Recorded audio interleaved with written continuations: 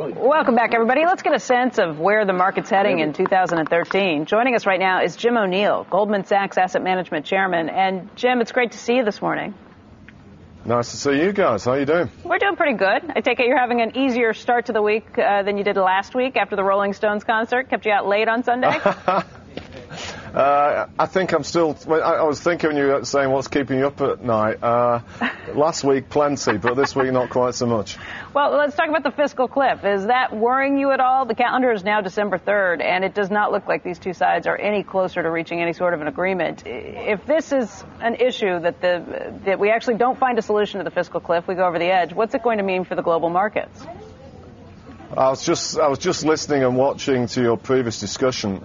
I don't, you guys are at a minimum lucky that the dollar is still such a reserve currency. When you compare the luxury that it seems the markets are giving Washington compared to the complete opposite with a lot of these Club Med countries, the contrast is startling. But what's really in my head this morning is I detect more and more longer-term investors and the cautious long-only ones who are being influenced by this and starting to think, you know what, Europe has dealt with some of its long-term issues, even though the economies are weak, and given the relative returns and value on offer in markets, I detect the first signs of people shifting more towards Europe from the US, because you look and listen to the kind of thing you guys were just discussing, and it's like a kind of never-ending game in Washington. It's a bit farcical, really.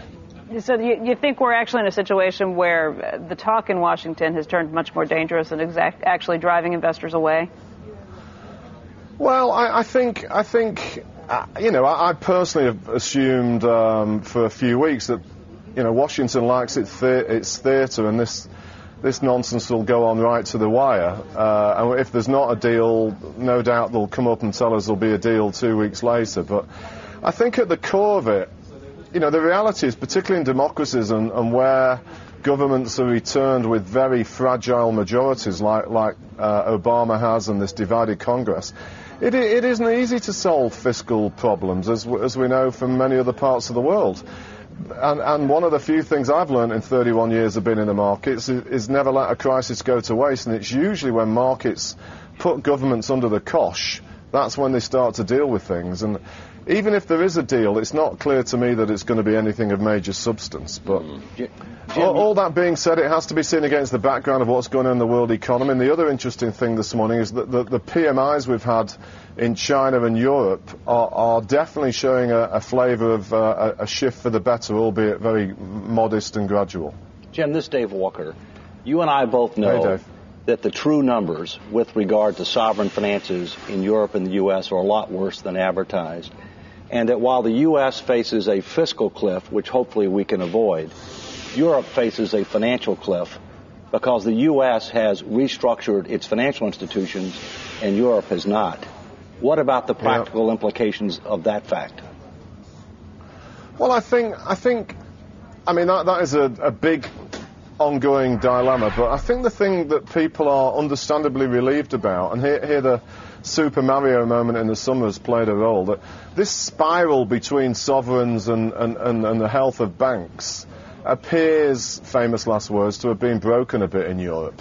And that is definitely, so the absolute worst appears to have been taken out of the equation. But, obviously Europe is years behind the US in terms of reforming its private sector financial system, and that does continue to be an issue going forward. But I quickly add, linked to what I said before, I know investors that are looking at investing in European financials that haven't dreamt of it for years, and that's a mood that's grown in the past couple of weeks.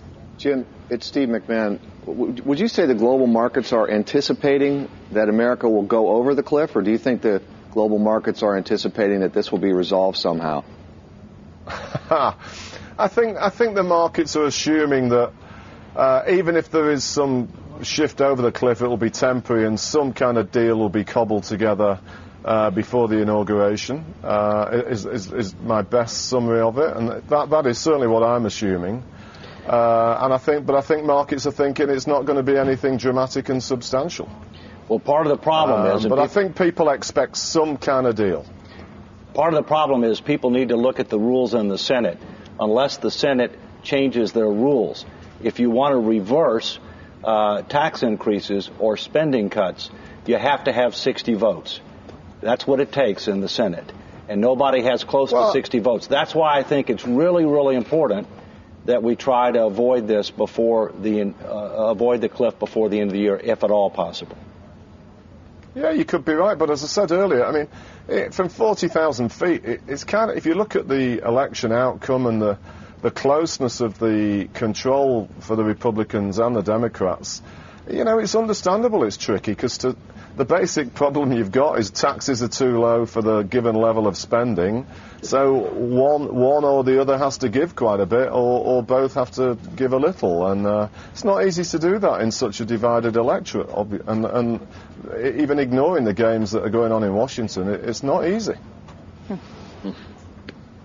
Well, and we're dealing with a dysfunctional democracy, which we'll have to deal with at some point. Yeah, but Jim, you guys are still envious over there. I mean, you cobble together these alliances between 14 different parties. You don't know what you have half the time over in the UK, and then UK looks good compared to the rest of Europe and Asia. So, well, maybe that's another thing that the US is in the early stages of learning here. Many of these European countries, of course, have dealt with coalition governments as the norm for a long, long time. Take Germany, one of the stronger, at least at the moment, parts of Europe. Complex coalitions are a fact of life there, and maybe that's what's the slow dawning challenge on top of the underlying financial realities that the US has got to start thinking about a bit more. Yeah, it all seems a bit new for the US, that's for sure. Absolutely. Well, we are new. We're still a new country, Jim. Everything's relative. Yeah, that's right. Thank you. Yeah, Jim, thank you very much. I would say, go ahead. I think the PMI this afternoon will be very interesting to see what part of any of this is influencing sentiment against the background of stronger PMIs around the rest of the world today. Because it looks like the world's gone into Q4 stronger than it was in Q3. All right, perfect. Jim, thank you very much for joining us, and we'll talk to you again soon.